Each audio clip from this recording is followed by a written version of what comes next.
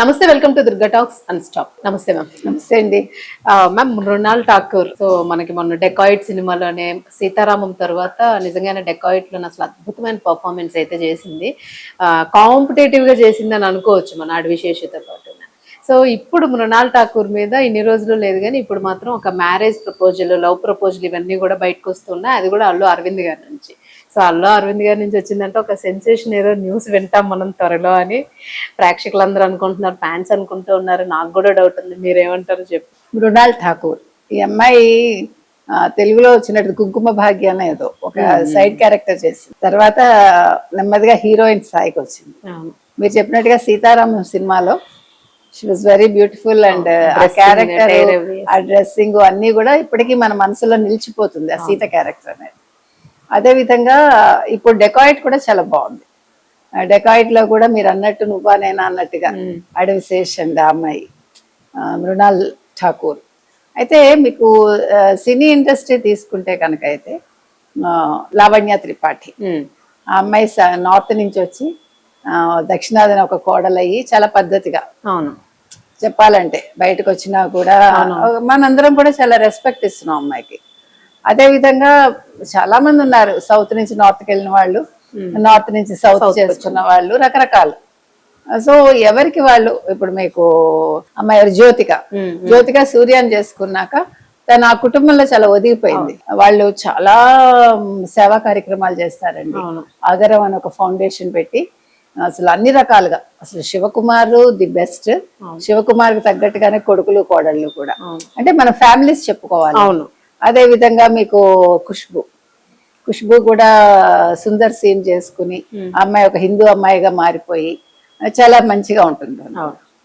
చెప్పుకుంటూ వెళ్తే ఇలా చాలా మంది ఉంటారు మనకి. ఈ మృణాల్ ఠాకూర్ విషయానికి వచ్చేసరికి నిన్న డెకాయిట్ కి సంబంధించిన ఒక వేదిక మీద, అంటే ఒక ఫంక్షన్ లో అల్లు అరవింద్ గారు అన్నారు, త్వరలో నువ్వు కూడా మా తెలుగింటి కోడలు అయిపో అన్నట్టుగా. అదేంటి అల్లు అరవింద్ గారు అలా అంటవేంటి? ఆయన ఇంకో మాట కూడా అన్నారు, నేను లావణ్య త్రిపాఠిని అన్నాను, నువ్వు ఇక్కడే ఉండిపో హైదరాబాద్ లోనే మా తెలుగు అమ్మాయిగా అన్నాను, అలాగే అయింది. అమ్మాయికి ఇక్కడ అంటే వాళ్ళ కుటుంబంలోనే కదా మ్యాచ్ ఫిక్సింగ్ చేస్తున్నారు. ఈయన ఏంటంటే ఇప్పుడు వివాహ వేదికలు ఏమైనా పెట్టుకోవచ్చు, అంటే ఇర్రెస్పెక్టివ్ ఆఫ్ క్యాస్ట్.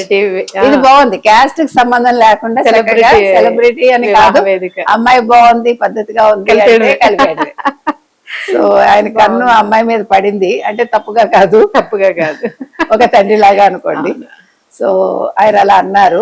తెలుగుకోళ్ళు అయిపోతే బాగున్న అమ్మాయి చూడ్డానికి కూడా వచ్చింది. అది ఒక రకమైన అందం అండి అమ్మాయిది, చక్కగా క్యూట్. అది ఒక పయస్ అంటాం చూడండి, హైట్ కూడా, హైట్ అన్ని బాగుంటాయి, మృదువుగా అనిపిస్తుంది చూడగానే, ఒక మృదుత్వం అమ్మాయిలో. సో ఇప్పుడు అందరికి సందేహం ఏంటంటే, ఇంతకీ ఈ అమ్మాయి ఎవరితోనా లవ్ లో పడిందా తెలుగు ఇండస్ట్రీ, అదేదో సీక్రెట్ గా మెయింటైన్ చేస్తుందా, అది కూడా మెగా ఫ్యామిలీకి సంబంధించిన అబ్బాయి, అరవింద్ గారి నుంచి వచ్చింది కాబట్టి అందులో అరవింద్ గారు ఏదైనా అంటే అయిపోతుంది. ఆయనే అన్నారు, నేను ఏదైనా అంటే అవుతున్నానంటే, అలా ఆయన ఎప్పుడు అలా మంచిగా మాట్లాడుతూ ఉంటాను. సో ఇప్పుడు అందరికీ అది సందేహం. ఓ పక్క సినిమాల్లో సక్సెస్ అవుతూ మళ్ళా ఇప్పుడు మరి తెలుగింటి కోడలు అయిపోతే నెక్స్ట్ అమ్మాయి ఏంటి సినీ కెరీర్ అనేది అందరికి ఒక సందేహం.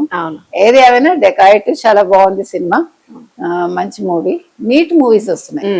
చెప్పాలంటే ఈ మధ్య కాలంలో ఫ్యామిలీ అంటే ప్రేమ ఉన్నా కూడా దానిలోని ఒక కుటుంబాన్ని, తండ్రి బంధము అన్ని భలే కవర్ చేస్తే, ఇప్పుడు మళ్ళీ కుటుంబ విలువలకి ప్రాధాన్యత ఇవ్వడం. అమ్మాయి కూడా చక్క శారీలోనే ఉంది సినిమా మొత్తం, ఆల్మోస్ట్ డ్రెస్ శారీ, అవసరం లేదు అనేది మీకు అర్థమైందా? లేదు, అవును అంతే.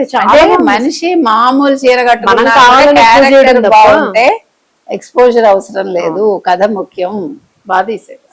అది మనకి ఈ సినిమాలో అర్థమైంది. మనకి ఈ మధ్యకాలంలో సినిమాలన్నీ బాగుంటున్నాయి. మొత్తానికి మృణాల్ ఠాకూర్ తెలుగింటి కోడలు కాబోతుందా క్వశ్చన్ మార్క్. అదే రైట్. Thank you ma'am.